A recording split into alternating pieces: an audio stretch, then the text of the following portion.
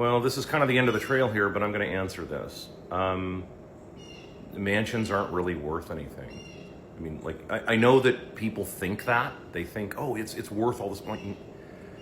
Do you have any idea how much it costs to maintain a mansion? Most people don't really think about it because they've never owned one. So anybody who's ever owned a mansion,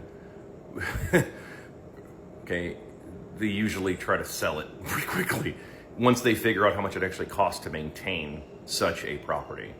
Okay, I mean, unless you're Bezos, unless you're somebody who just has endless, basically, government money, because it's really kind of what a lot of this stuff is that a lot of these people, if you can just print money from nothing, if you can just keep borrowing forever, if you know, like, yeah, sure, okay, maybe you can pull this off, but, I mean, let's be real here. I don't know what you would do with a mansion. You know, like, well, you could tax it. Like, okay, again, let's say you tax it 100%, you just repo it. Okay, what do you do with it? There was Leona Helmsley, her estate, they tried to sell it for like $150 million. They finally, I don't know what they sold it for, but it was not $150 million. It was substantially lower than that because the cost to maintain that estate was like nobody wanted it. Even billionaires didn't want it. Like nobody wanted it because it's like, yeah, dude, this is just a hole. It's just a hole in the ground you pour money into. Yachts are even worse. Just when you thought that mansions were bad, say the word boat. And then just add like 2 zeros to whatever you think that's going to cost to maintain it. This is the problem when, like, this is why you see things, it's something called entropy. This is, I mean, like, I understand, like, most of physics isn't really discussed in the real world any longer, but entropy is the second law of thermodynamics, and this applies to everything that exists here in the world. So even if you tax all of this stuff, helicopters, etc., again, same thing.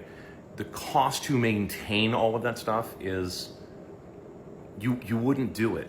You'd be sandbagged with a burden to do all of that.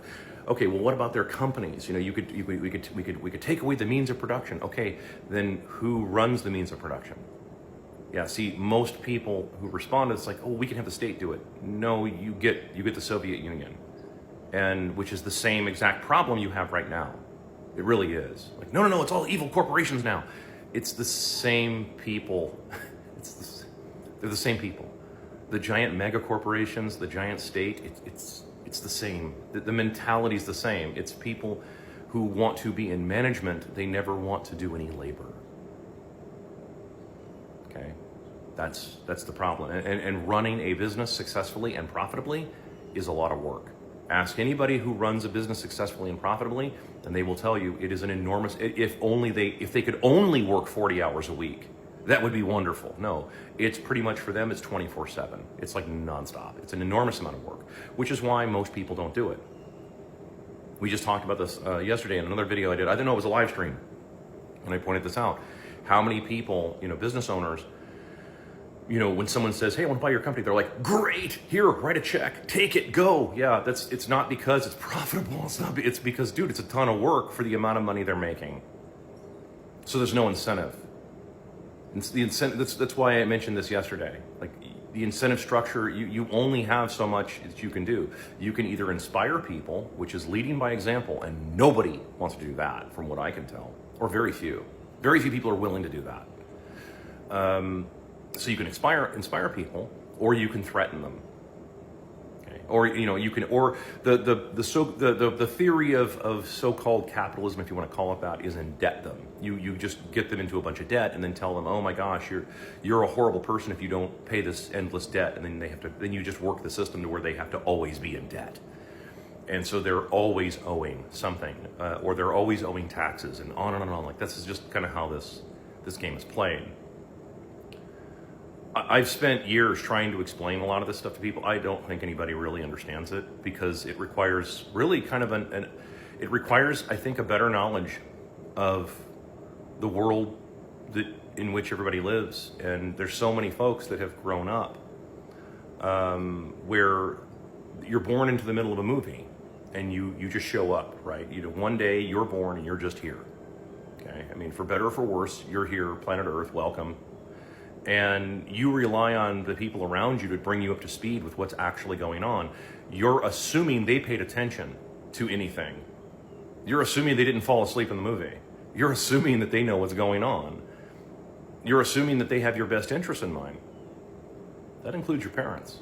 So, yeah, I mean, like, this is the problem that exists here.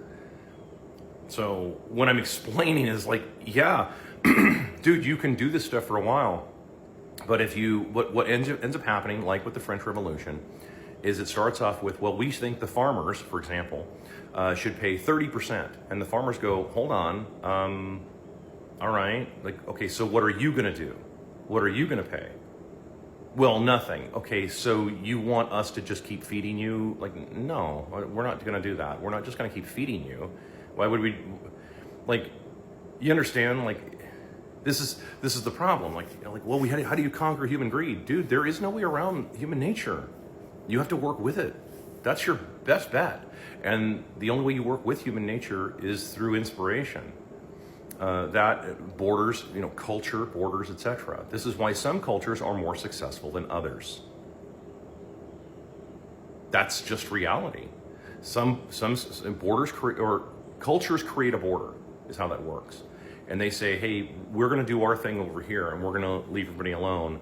And then what happens is usually, especially if that culture is successful, is everybody else starts going, oh my God, I want that. And rather than ask and say, hey, how did you do that? And then and of course, then they get told, like, you have to do this, you have to do a bunch of work. And they go, oh, no, we don't want to do that. No, it's easier just to go to your culture and just take it over. And of course, you don't have the discipline to maintain it. All right?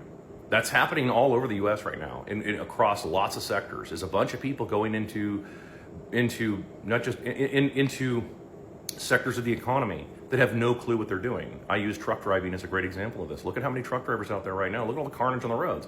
That's on the low level. I'm leaving out all of the middle, where these guys have no clue what they're doing. They have no idea. They don't know how any of this stuff runs. Yeah, because they didn't have any experience, they didn't earn any experience, so they just show up and say, oh, hey, this is gonna work for us. Unfortunately, this is what a lot of very misguided commies think. They think that, like, oh yeah, it's gonna be easy. No, it isn't easy. See, if it was easy, everybody would be doing it. But if you look all over the world, there's 8 billion people. How many of them have, 2-story houses? I mean, like, for real, by volume, how many? Yeah, how many of them have evolved? Like, see what I mean? Like, that's just how that works. So, no, I mean, again, you could try it, and like I said, go try it again if you want to try communism again, or you want to try social. I mean, like, yeah, I guess try it. I'll tip my hat to the new revolution. Take a bow to the new constitution, or whatever the hell the lyrics are to that song. I mean, it's like, yeah, and watch you guys fail again, and again, and again. And it's just going to keep right on going, because it doesn't actually work. You have to have a culture that's inspired, and that culture is inspired to want to maintain itself because it genuinely likes what it's doing. That's what it's going to take. And if you don't have that, and of course, if you're going to do that, how do you maintain that? You need to have a hard currency, because then you need to be able, that's your accurate weights and measures. That's all it is. It's all, by the way, that's all currency is supposed to be. That's all. The dollar isn't a unit of measurement. The dollar is a Ponzi scheme. But if you wanted to have a real currency, you would have a currency that is an accurate unit of financial measurement, which is really just a measurement of human energy. That's really all it is. It's just a measurement of human energy. And the more accurate that measurement is, well, then the more precise your civilization is going to be, and the longer it has a chance of surviving. As long as it manages to get through the other 4 things, which is your birth rate, small business ownership, and property ownership by your people, and your taxes, assuming you keep all that in control. So, I mean, there you have it.